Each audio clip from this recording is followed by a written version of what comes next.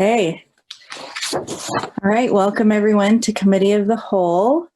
Sorry we're running a little bit late, but our last meeting ended a little later, but it was important. All right, so I'm going to go ahead and start off with our public notice. Public notice is hereby given that the meeting will occur electronically without an anchor location in accordance with Utah Code 52-4-207 version 4 due to the infectious disease COVID-19 novel coronavirus. The council chair, myself, Rosalba Dominguez, has determined that conducting a meeting with an anchor location presents substantial risk to the health and safety of those who may be present at an anchor location because the physical distancing measures may be difficult to maintain in the Murray City Council chambers. The public may view the meeting via live stream at murraycitylive.com or via Facebook, our Facebook page at Murray City, Utah. Citizen comments or public hearing comments may be made as follows. Live through Zoom meeting process, those wishing to speak during these portions of the meeting must send a request to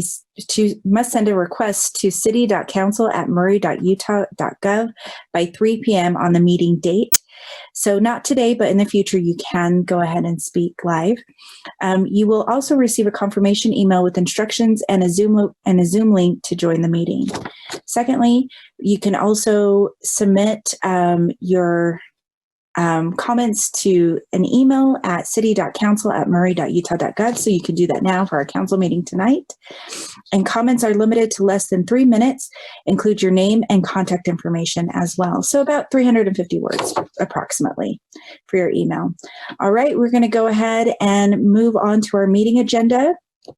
Let's see, we have no minutes to approve this week. Yay. And we're going to go ahead and start off with HomeServe USA presentation given by Dennis Lyon. And I invited Dennis to come on and just kind of speak a little bit about his services. And of course, if we have any questions, we can answer those at the end. Go ahead, Dennis. I think you need to unmute yourself. Yeah, I just saw the alert. I forgot I muted myself again while you were still talking. I apologize.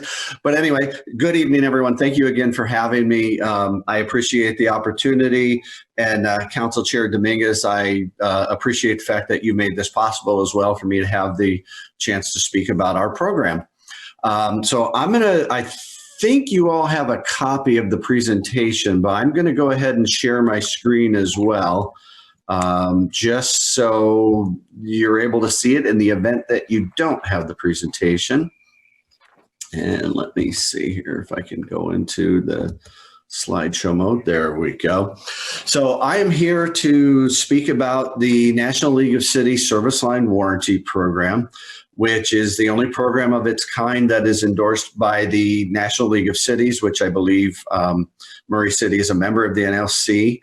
And it is also endorsed by the Utah League of Cities and Towns. So, excuse me, I'm happy to be here to be able to speak about what it is that we do, why it is we have the endorsements that we do, and so on. So just a little bit about us. I'm with a company called HomeServe. And our experience is this is a company, or excuse me, a program that we've been offering for 17 years. We are an accredited Better Business Bureau business with an A+ rating. The National League of Cities endorsement is one that we've carried since 2010. And the Utah League of Cities and Towns endorsement, I think, is going on almost, I think we're just shy of 3 years now. Boy, time really flies too, because it seems like it was just yesterday that we were getting all of that finalized. And also I would like to point out that we have twice been awarded, and most recently in 2018, the Torch Award for Marketplace Ethics. As you'll see when I go through how our program works, everything about it is designed to be transparent and above board so that communities understand what it is we're doing, how we're doing it, why we're doing it the way we are, and so on. And I just want to mention also, I have a cat that was napping that is now awake. So if he makes an appearance, I apologize. So infrastructure challenges are a national problem. There's lots of information here. I'm not going to go through this line by line, but basically just using this to illustrate the point that there's lots of revenue that's lost by municipalities and utilities due to the coronavirus pandemic. Also in 2017, the American Society of Civil Engineer Infrastructure report card was not very kind to either water or wastewater, and shows that over the next 20 years, it's over $1 trillion that will need to be spent in order to get us to where we need to be. Also, I did a bit of research, and based on my findings, and please correct me if I'm wrong, but it looks like the median year home built for Murray City is 1976, which would mean 50% or more of the private infrastructure there could possibly be 44 years old or older. The reason I bring that up is because aging infrastructure is not only problematic for cities, but it's also problematic for homeowners. The lateral lines that they're responsible for are subject to the same elements as the public lines, ground shifting, fluctuating temperatures, all those types of things. But the difference is the public can maintain and upgrade that infrastructure, whereas homeowners are kind of left behind in that process. And the common misconception by the homeowner is that the city's responsible for those lines, and they typically aren't aware that it's their responsibility until they actually have a problem and place a distress call to the city and are informed that it's on their property, therefore they have to take care of it. Typically, their next call is to their homeowner insurance provider, where they find out that, hey, this isn't part of standard coverage either. So therefore, again, you're on your own with that.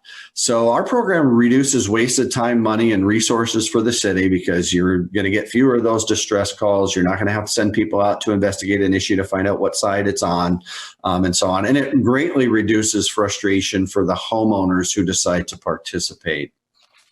One of the main reasons for that frustration is that bottom point. 62% of Americans can't afford a $500 emergency. This survey was conducted well before the pandemic. I feel like if they were to conduct that now, that percentage would probably be higher, with a lot of people being unemployed or maybe gone from 2-income families to single-income families or what have you. So, there's a real crisis of financial resources for homeowners, especially at this time. So the way our program works is there's absolutely no cost to the city, and there are no public funds used. We administer it completely. What that means is we handle the marketing, the billing, the claims, the customer service, and even setting up local network contractors to perform the work when it's necessary. There is an optional revenue share for the city. That is something that is tied into homeowner participation. However, I like to emphasize there's no minimum homeowner participation in order for our program to be available in a community. In every community where our program is available, it functions as a free public awareness campaign. What we do is we send out information that educates residents on their lateral line responsibilities and lets them know that there's a voluntary solution that they can participate in should they ever experience those types of issues. There's a little bit more to that I'll touch on in a moment, but for now, you get the idea. The nice way about proactively educating people about these responsibilities, the goal it accomplishes, I guess, is even folks who choose not to participate have been proactively informed that this is their responsibility. So you shouldn't receive those same volume of calls that you may get right now with people when they have those issues. And for the folks who choose to participate, we provide them with the peace of mind of what is really a one-call solution. So when they have an issue, they call us. Our contact center is located in Chattanooga, Tennessee. It's staffed 24 hours a day, 7 days a week, every day of the year, including holidays. There are 500 agents taking those calls, so there's not long wait times or anything like that.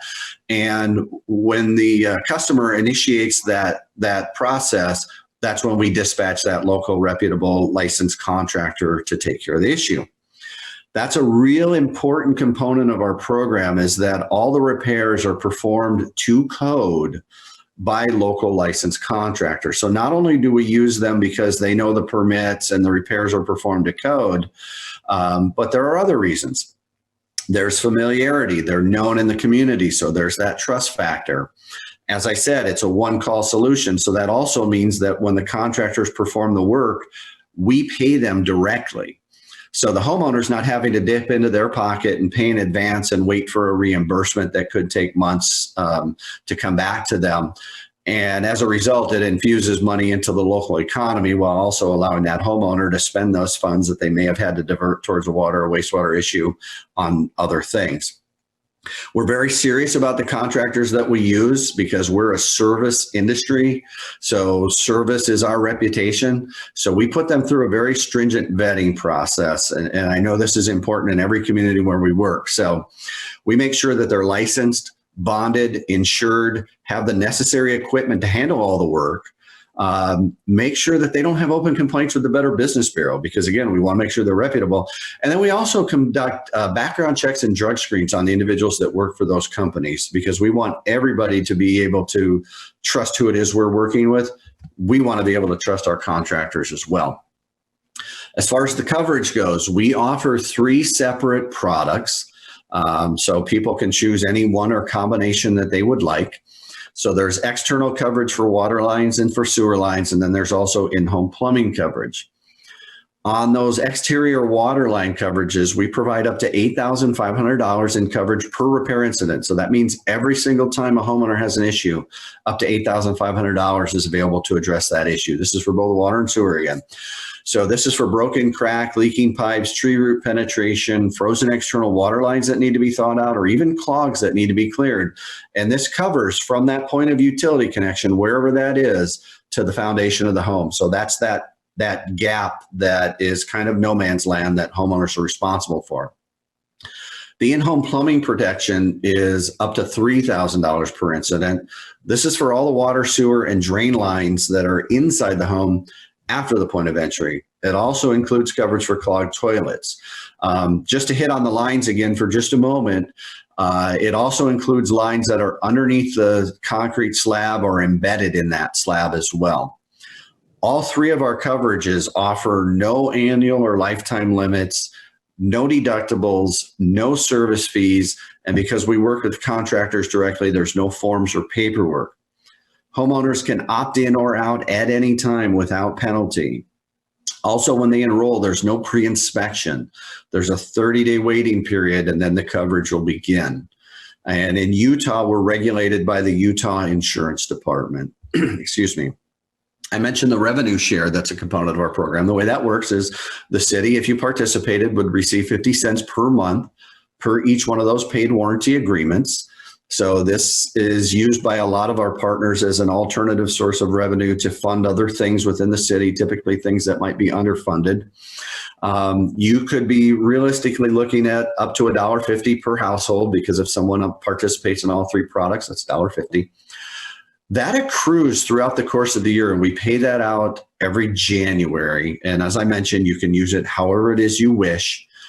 You also have the option to decline that revenue. And some cities will choose to pass on the revenue component. And in that event, each one of the products is decreased in price by 50 cents. So we're not going to keep that revenue. If you decline it, we pass it on to homeowners that choose to participate. So how it is we market, this is also important to understand as well, because we do things differently than any other companies that have offered this kind of coverage, and there's not too many left anymore. We only market by direct mail, so no telemarketers harassing your residents, no door-to-door salespeople disturbing them in their homes. We're not going to overwhelm people with mail either. We do a maximum of 3 mail campaigns per year. What's important to mention that transparency is we will not make it available in a community without a partnership with the city, and also without the city reviewing and approving that marketing material before each and every one of those campaigns. So once we enter into a partnership, before we send anything out, we send it to the city for input, review, and ultimately approval before it gets sent out. Now, I mentioned some things that's included in that letter already. It also lets them know that there are different ways they can enroll, so they can do that whichever way is most comfortable to them. Lets them know that the products are separate, so they can choose what combination they like. And it also lets them know that it's not the city that's offering the program, that it's offered by a company through a partnership with the city.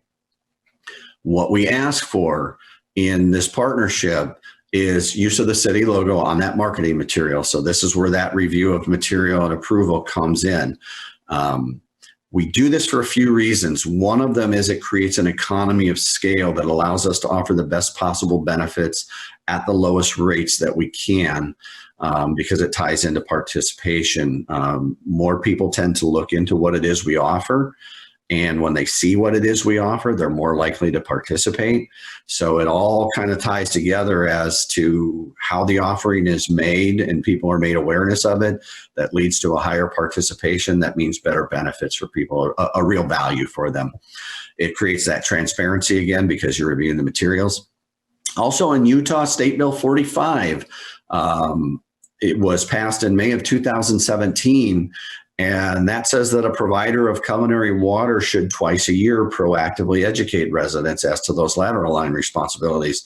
So one of the things that's included in the endorsement letter that we have from the Utah League of Cities and Towns is that we satisfy that requirement. Not only do we satisfy it, we exceed it by making that education 3 times and also providing a solution that people can choose to participate in. And of course, it maximizes that proactive education, whether people decide they want to participate or not.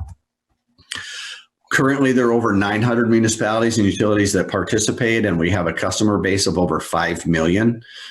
We've done an awful lot of jobs just over the last 3 years at 1.3 million.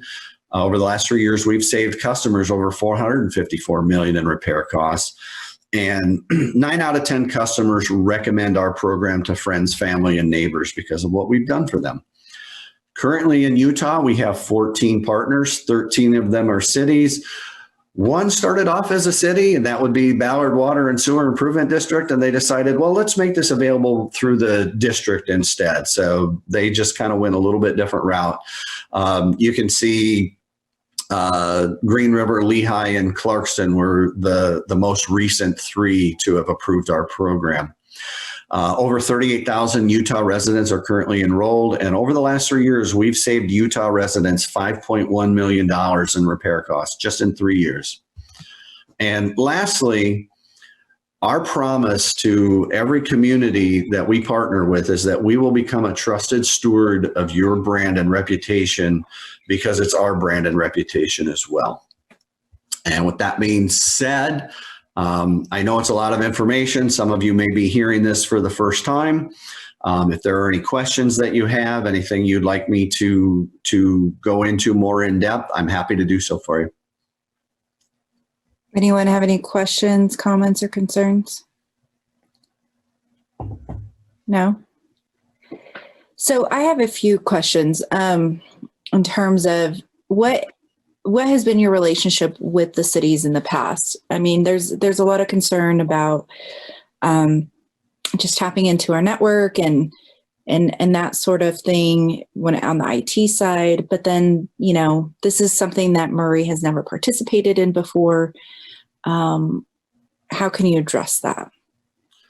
So is your question one of, as far as data, is like mailing to homeowners or? Mailing to homeowners, what type of data would you use for this service? What is something that you guys are looking for that the city will provide, and how do you go about that?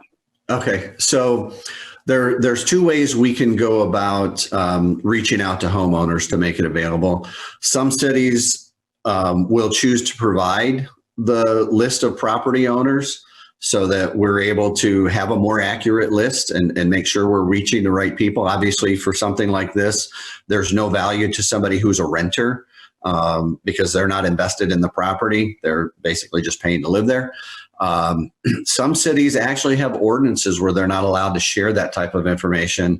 In that instance, then we use a third-party source that typically compile direct mailing lists and so on, to be able to reach out to those folks. It's typically not as up to date and accurate, but we're able to fine tune it as we go. So there's a couple different ways there. And we understand that some cities just aren't comfortable sharing that information, and we're fine with that. Well, not even just the contact information, but in terms of like partnership, even with the city and getting into our systems. And I know that that's a big concern for us, and not having that as an active role within our city with partnering. I mean, so do you mean like some type of technological connection into your... Right. Oh yeah, structure. Oh yeah, we don't do anything like that. So we administer the program completely separate and on our own. Okay. So there's no tie-in in any way like that. Think of it as a public-private partnership. And if you wanted to provide that data for the mailings, you can, but that's not necessary. But there's no connection or anything like that. We're not tapping into any servers or any of those types of things. And how is this service different than if I were to get it for my homeowners insurance, or if separately? That's a good question. So in that instance, not every homeowner insurance provider has the option to be able to provide a rider. So in the example of somebody who would want that type of thing, they would first have to find a company that does offer it, and they're not available in every area. There's some areas where no insurance company is able to offer that type of rider. So that's one issue.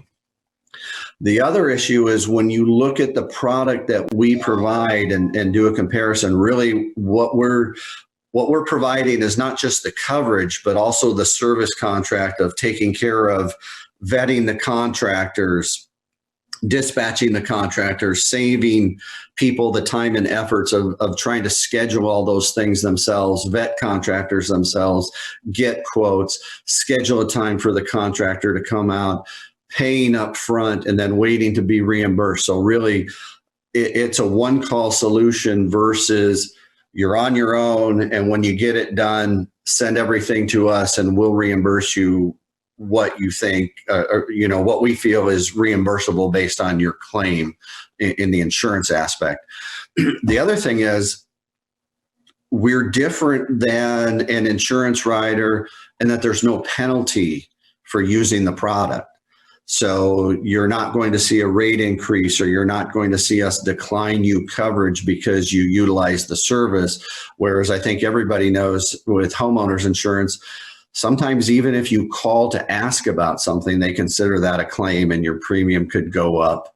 Or in the case of making a substantial claim, you can even ultimately lose your coverage. Your insurance company drops you and says, well, we just paid $4,000 to replace a water line for you. We don't want you as a customer anymore. So it's really an apples to oranges comparison. Well, thank you so much. Does anyone else have any questions? Yeah, Rosalba? Yeah. Are the premiums based on how many use it? How many use it in the city? How are the premiums based, Dennis? That's a good question as well. So we use universal underwriting, meaning actually in 44 or 45 of the states, I believe. I can't recall correctly, but it's 45 of the states all pay the same rate. And then there are the other states that are quote unquote high claims areas where this type of work is much more expensive, so they pay a little bit more. Utah is not one of those states. So you're in that universal underwriting for those 44 or 45 states. And as far as what a homeowner would pay, if you didn't participate in that revenue component, the water protection is $5.25 a month. The sewer protection is $7.25 a month, and the $9.49 a month. So the pricing strategy is one in that folks who are most financially vulnerable to these types of what could be very expensive issues are able to participate without having to make a huge financial sacrifice. Cut out 1 or 2 visits to Starbucks a month and you can cover your water line or your sewer line, and be protected against something that could be a pretty significant expense. Thank you. You're welcome. Thank you. Anyone else? All right. Well, thank you, Dennis, for your time and your presentation, and I appreciate it. Excellent. Thank you all so much. I appreciate you all having me, and I hope you have a great evening and everybody stay safe. Thank you. All right. Moving on to the next agenda item is number 2. We're going to go over the general plan and zone map amendments to 5448 South and 5452 South 700 West. Melinda will be presenting. Go ahead, Melinda.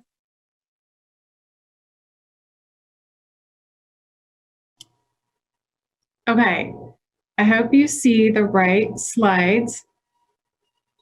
I'm going to make sure they advance this time. So, yeah, we're here this evening to talk about a general plan amendment and a zone map amendment. Both items are being presented to you concurrently this evening. The applicant is Ivory Development. The property address is 5448 and 5442 South, 700 West. The total combined property is 2.74 acres. The current zoning right now is the CN, or the commercial neighborhood, and the requested zone change is for RM15 multifamily low density residential. So did the slides advance? Perfect. Okay. So this is an aerial that just shows the property to get you a little bit familiar with the area. This is 5400 South that curves into 53rd. We have the Smith's grocery store right here. And this is 7th West. This shows the current zoning right now, which, as I said, is CN, or commercial neighborhood. The neighboring zones, we have residential here and commercial development.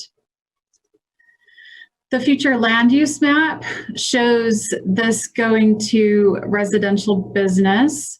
And so that is kind of an oddity in what we're presenting to you tonight, in that normally when we go for a general plan amendment, we're usually keeping with the type of uses. And so this is going from general commercial, or excuse me, from commercial to a residential use, which is a little uncommon. Again, here's just a couple of photos to give you oriented on the area. Here's the property that we're looking at right here.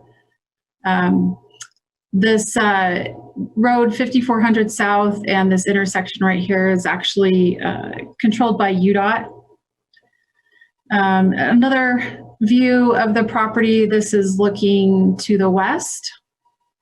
So right now there is a single family residential dwelling that is located on the property with some accessory structures. So wanted to just give you some insight into some of the different uses between the current zone and the proposed zone. So commercial neighborhood right now, permitted uses are generally associated with businesses. There's utilities, hardware, variety stores, different types of stores such as apparel or furniture, drugstores. Conditional uses can be approved through the Planning Commission, and that would include a gas station or convenience store with a fueling station, assisted living, child care centers, libraries, and those types of uses. So the requested zone change, again, to RM15 is a single family dwelling up to 8,000 square foot lots, or two family dwellings on 10,000 square foot lots, and childcare are permitted uses. And then conditional use would be attached single-family dwellings, multifamily dwellings at 12 units per acre, bed and breakfast, retirement homes, etc. There's some difference as well in the regulations between the two zones. Essentially, the CN zone has a lower height requirement, which would be 35 feet versus 40 feet. The lot sizes, there's no minimum in the CN zone, but in the RM15 zone, there would be minimum lot sizes for a two-family dwelling unit, which would be 10,000 square feet, or the multi-family would have the limitations of 12 units per acre. And then there is some slight differences in the setbacks. With CN zoning, the front yard setback is 20 feet. RM15, it's larger at 25. And then some differences between spacing between buildings and for the commercial zone versus the residential zone. So this item was presented to the Planning Commission on October 15th. We mailed out a total of 103 public notices for the meeting. We did have some public comments that were received via email, and the public comments had concerns about height. There were concerns about traffic, different types of housing backing up to a single family residential. Very kind of common comments that you receive on this type of a zone change. The Planning Commission did vote 6-0 to forward a recommendation to the City Council to approve the general plan amendment and the zone change. So we do have a recommendation for you this evening to approve both the general plan amendment and the zoning map amendment. So staff and the Planning Commission are in harmony on that approval. And just a few other things to note about the property. Let me go back here and show you. There's a lot of limitations with this property because of the UDOT right-of-way that comes through here. And essentially, the best use for this property really would be the RM15, or the zone change that's proposed. The access here is just so restrictive because of the UDOT constraints with the median that comes over here on 7th West. There's just not really an ability for that parcel to develop commercially because you just can't have the access that's needed there. So a lot of what has been presented in the past on this parcel just hasn't worked because of those traffic constraints and the configuration over there with the access that really would just, because of this median that's here, ends up just being kind of right in and right out. And that really doesn't work for any commercial business to have the type of traffic counts and sustainability for access that they need. And so that's one of the reasons why we're supporting this zone change, so that the property can be developed. And the applicant, Ivory, is looking at doing the, we normally don't talk about projects, but the applicant is looking at doing some type of townhomes versus single family residence. Again, given the constraints of the size of the property and the access, we would not be able to do a subdivision off of this property because our ordinances don't allow for properties to be subdivided off of a private road, and there's not enough land available there to put in a private road and allow for the subdivision. So this is, those are the main reasons why we're here supporting the two requests tonight, the general plan amendment and the zone map amendment. So if there's any questions, I would love to try and answer those. I have a question. First, is this the Goose property? This is the one Will these residents exit onto 5400 South, or you said there couldn't be a private road. How can you talk me through that a little more? Yeah, so that's part of the issue is that UDOT won't allow access off of 5400. So that access has to come from 7th West, and there's a median over there that prohibits, let me go back and share the screen again, but there's a median there on 7th West that prohibits the type of access that is needed to get the commercial access, and the property just really isn't wide enough to put a public road through there and allow for the subdivision. So here's the median that comes through here, and so UDOT would only allow a right in and the right out, which just puts a lot of constraints on how that property is developed. And I'm not sure the geese. So I understand that they'll have to enter and exit on 7th West. And you said an in and out there on 7th West, they'll just do like a loop because there's not enough space for a private road to develop. So is that with all those like traffic come out then on 7th West, is that how it'll have to go? Yeah, and I may have misspoken. So there would be enough space for a private road to be constructed, but we don't subdivide off of private roads. There's not enough space within the property to do a public road and have the subdivisions for those lots. I don't know if that answers your question, but with the townhomes, the developer can put in a private road. They don't have to meet the road standards that we currently have, and so there's more flexibility for them to have the land capital that they would need to put in a smaller private road versus a larger public road. Okay, I think I get it now. Thank you. Anyone else? Dale, did you have a comment? Yeah, I just wanted you to explain what multifamily, they're not looking at multifamily, which I would assume would be apartments.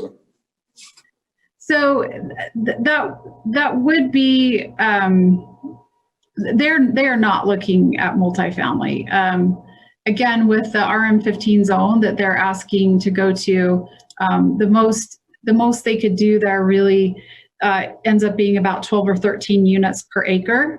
And with the 2.5 acres plus that they have, probably they'd only be able to get a total of 25 or so townhomes.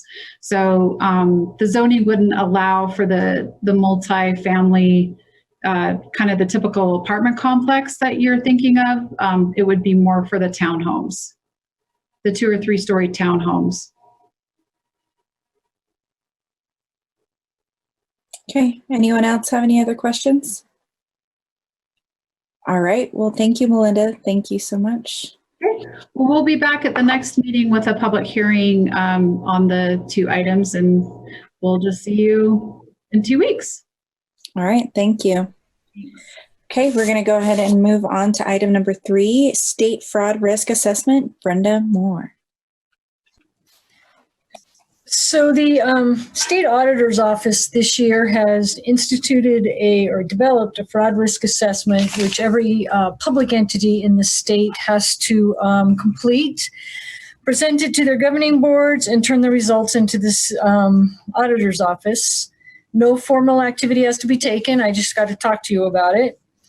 I believe this is in response to there have been multiple embezzlement and fraud things happening, and mostly in smaller cities. So I think they wanted, their main purpose is to make governing bodies aware of what their responsibilities are, and people just kind of more aware of where the risks could lie. My goal for this is to be in the low risk category. I have no. So anyway, my goal is to be in the low risk category. I am going to, if Jan, can I share my screen? We'll find out. Let's share. Okay, so I think you should be seeing, if I did it right, the risk fraud questionnaire. And Rosalba, if you just shake your head if that's what you're seeing. The most important part of this is the very first question. We do have very good internal controls and separation of duties in the city, so we get the full 200 points. We have all of the written policies that the auditor suggests on this thing. I am a CPA, so we get 20 points for that. We do have members of the management team, or at least my management team, that have a bachelor's degree, so I do get another 10 points for that. I found out I can do both.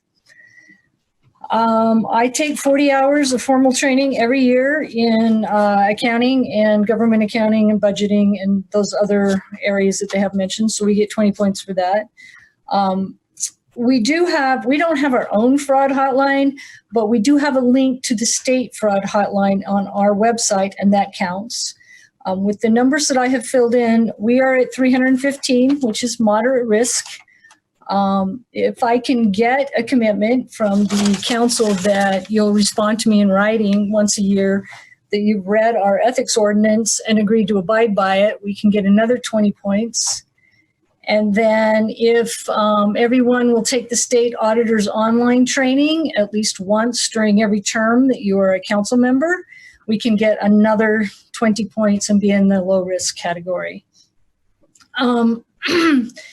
While we do have a audit committee, we don't have one that's quite as robust as what the state auditor has outlined. And I don't think we need anything more robust than what we got. Our audit committee works for the city the size of Murray, and it performs its function well. Also, that is the same thing with an internal audit function. A city our size just does not need the expense and mostly the expense that an internal audit function would have and create. I'm going to stop my share now. So, as I said, my goal is to be in the low category. If I can get, so far 4 out of 5 council members have taken the auditor's thing, and I have commitments from my staff, of course, reads the audit, the ethics guidelines every year and responds to me that they will abide by them. And the mayor's office said that they would respond to the same emails. And I'm hoping that the council will just verbally agree that if I send that out, you guys will just all send me back a yes, I'll do it. And I can get those other points. We can finish the year at 355, which is the low risk. And I think for Murray City, that's where we want to be. That's where most of the cities our size have ended up. I just talked to Bountiful today. That's where they ended up. We have good internal controls and good security, and it works for us. So any questions, comments on that one? Thank you, Brenda. I'm the one out of the 5, so I apologize. I didn't say it. I apologize. I got through half of it yesterday, and then something came up. So you'll have it by tomorrow, I promise. Okay, thank you. And I'll give my yes for the answer, what was the question you said? Yes, and yes. Yeah, Okay. yes. Yes, There's my I'll hand. send out an email and I'll send the ordinance with it, just so that you have it, so that you can read it and then say, yes, you have read it and you agree to abide by it. And then we will be done for another year. He could change this at any minute. It went through about 3 or 4 iterations before he got to this point. I have no idea what he's going to use the information for. We're just doing it because he said we had to do it. So. Perfect. Anyone else have any comments, questions, concerns? All right. Well, perfect. Thank you, Brenda. And well, I guess you're moving on to the next part, the fiscal year 2020 budget amendment. There we go. Yes, it seems like we are always amending the 2021 budget. This is number 4. That's a few more than right now, but sometimes it's necessary.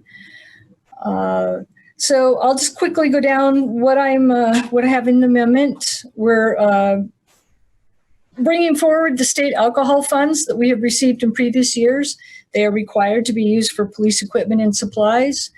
So that's $97,834. With COVID and various other things going on, system changes, I am totally and completely swamped. So I am having the auditor help me write the financial statements this year again. And so we're just going to raise the budget from reserves for that. It's an additional $10,000 to his fee.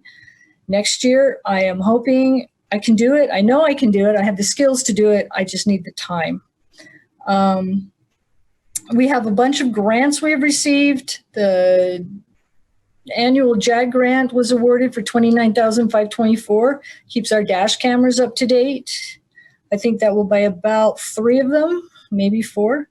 The Zoo Arts and Parks grant came in from Salt Lake City to support the arts programming for $88,100.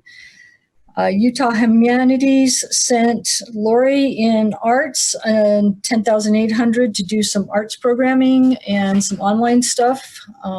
So we received that one. State Asset Forfeiture Grant gave us $5,400. They're buying police equipment, and I can't remember what that one was for. The Homeland Security Protection Grant, they're going to buy some hazardous detection materials, equipment for that. We did go out on 2 state of California fires. The 300-017 that I had in that original documents that you received, I found out that that was for one of the fires. The total that this will be when it comes before you will be $412,743. They reimburse us for the firefighters, their overtime, their health insurance, all their related expenses, plus the cost of the overtime for the backfill for the people that are filling in overtime because we're missing people. And they provide rent for the equipment, and then they do take care of all their travel expenses. So they do rent our equipment if we have equipment with us. And then we have $42,240 that's coming from the Utah Department of Natural Resources. The water fund, when you have a relatively new finance director and a relatively new water superintendent, we misunderstood each other when we were chatting when we did the original budget, and I needed to increase his budget by $582,000 to do the 9th East well rehab that they are working on right now. And I left out various small water line replacement projects. So I need to get those back in his budget so he can take care of breaks and stuff as they happen and do his proactive stuff. The other thing that has been added that I think got included in the last update, but I'm not positive, was a capital project. That pavilion project for pavilion number 5, we finally got the bid on the project, and to do it properly and the way we need to have it done, it's going to cost, we need to raise the budget another $250,000. I think it's going to be a beautiful project over there. I did a little discussion. They've had some issues with the utilities. There's flooding problems over there. This includes the bathrooms, which will be accessible for the people that are in the pavilion. They will be attached to the pavilion, but also accessible for the people outside that are just walking by or whatever. So that is the city's budget ordinance. Does anybody have any questions, comments? I have just one comment, and we are so grateful for that $88,000. I was just thinking, Brenda and Diane, you'll remember this, but a few years ago, some city got 19 million, but we are still grateful for that 88,000. I couldn't resist. Ted Iyer used to say that all the time. Yeah. It does help. It does help in our arts programming. We're all good with that. Also, just on the 1st, it'll be in a separate meeting. We do have the Municipal Building Authority budget that will be opening that will be there. I think data was included on that.